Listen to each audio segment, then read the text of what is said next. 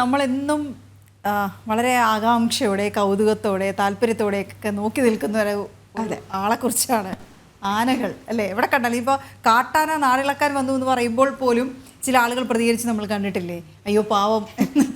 ഏതായാലും ആനകൾ ഒരു കൗതുക കാഴ്ചയാണ്.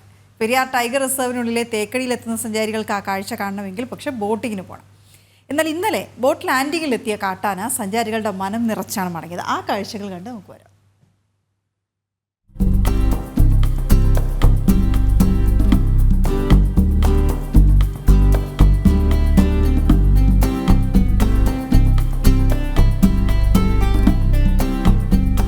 ഇന്നലെ തേക്കടി ബോട്ട് ലാൻഡിങ്ങിൽ അപ്രതീക്ഷിതമായി എത്തിയ അതിഥിയാണിത്. രാവിലെ തടാകം കടന്ന് അവൾ ലാൻഡിങ്ങിലെത്തി. തുടർന്ന് പുൽത്തകിടിയിലൂടെ മേഞ്ഞുള്ള നടത്തം. തേക്കടിയിലെത്തിയ സഞ്ചാരികൾക്ക് മനം കുളിരുന്ന കാഴ്ചയും.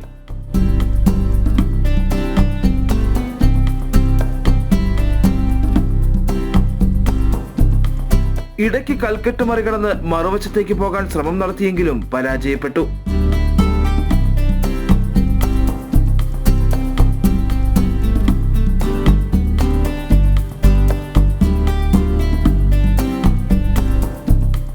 എങ്കിലും പാടുപെട്ടവൾ മറുവശം കടന്ന് പുൽത്തക്കിടിയിൽ വീണ്ടും നിലയുറപ്പിച്ചു. പെരിയാർ ടൈഗർ റിസർവിലെ തേക്കടിയിലെ ബോട്ട് ലാൻഡിങ്ങിൽ രാത്രികാലങ്ങളിലും പുലർച്ചെയുമൊക്കെ കാട്ടാനകൾ എത്താറുണ്ടെങ്കിലും പകൽ സമയങ്ങളിൽ ആനകളുടെ സാന്നിധ്യം ഉണ്ടാകാറില്ല. ബോട്ടിങ്ങിന് പോകുന്ന സഞ്ചാരികൾ പോലും അപൂർവമായാണ് കാട്ടാനകളെ കാണുന്നത്. ഇതിനിടെയാണ് കാഴ്ചയുടെ വിരുന്നൊരുക്കി കാട്ടാന എത്തിയത്. ഇന്ന് രാവിലെ വന്നാണ് പതിവായിട്ട് ഇങ്ങനെ ഇടയ്ക്കിടയ്ക്ക് ആന വരാറുണ്ട് ഇവിടെ. ഞാനിപ്പം വിഷയങ്ങളില്ലാതെ ശരി ചെയ്യാതെ ആൾക്കാർ നിൽക്കുകയാണ്. തന്നെ കാട്ടിലോട്ട് കയറി പോവുക തന്നെ ചെയ്യും. പ്രായമുള്ള ആനയാണിത്. കഴിഞ്ഞ ദിവസങ്ങളിലും ഉണ്ട് ആനയുണ്ടായിരുന്നു ഭാഗത്ത്. ലാൻഡിങ്ങിലേക്ക് വരാറുണ്ട്. കഴിഞ്ഞ ദിവസം രാത്രികളിലേക്ക് വന്നിട്ടുണ്ടായിരുന്നു. കൗതുക കാഴ്ചകളൊക്കെയാണ് അവർ ആനയെ കണ്ട് അടുത്ത് കണ്ട് ആസ്വദിച്ച് പോകുന്നത്.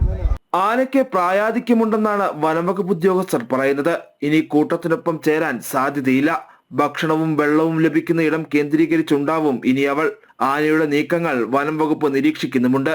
വരും ദിവസങ്ങളിലും ആന തിരികെ ബോട്ട് ലാൻഡിങ്ങിൽ എത്താനുള്ള സാധ്യതയാണുള്ളത്.